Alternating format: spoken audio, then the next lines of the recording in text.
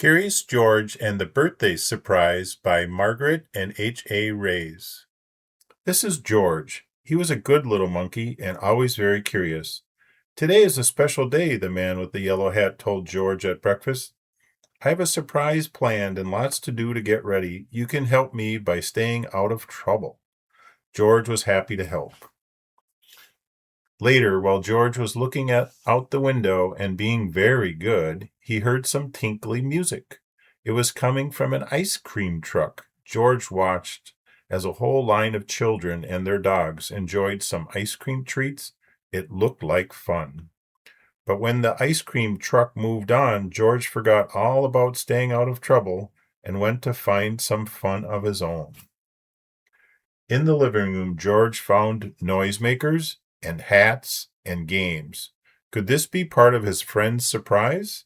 Before George could find out, he spotted some streamers, balloons, and colored tissue. He could not resist. Decorating was easy for a little monkey.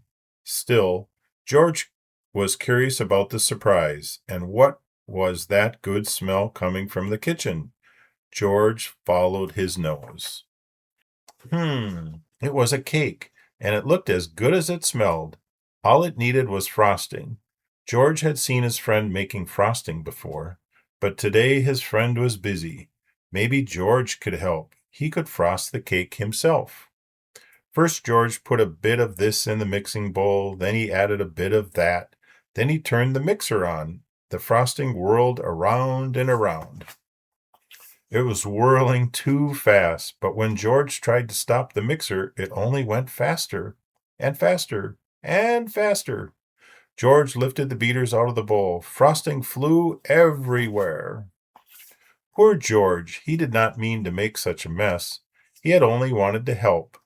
Now, how could he clean up this sticky kitchen? Just then George heard the tinkly music again. The ice cream truck was coming back up the street, and George had an idea. Quickly, he opened the door and invited all of the dogs in for a treat. In no time, the kitchen was clean as a whistle. When the dogs finished their snack, George took them back outside. The ice cream truck was still there, and so was his friend. George, said the man with the yellow hat, I've been looking for you. It's time for the surprise. George had found hats, games, decorations, and a cake. He was curious. Was the surprise a party? Yes, it was a party. George was happy to see all of his friends.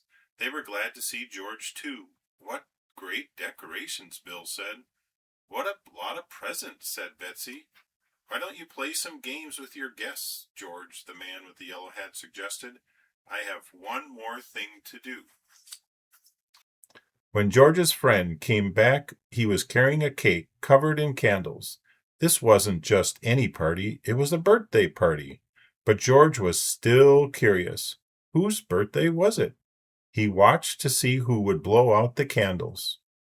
The man with the yellow hat put down the cake right in front of George. That was the surprise. It was George's birthday. The party was for him. Everyone sang happy birthday. Then George took a deep breath and made a wish. Happy birthday, George. The end.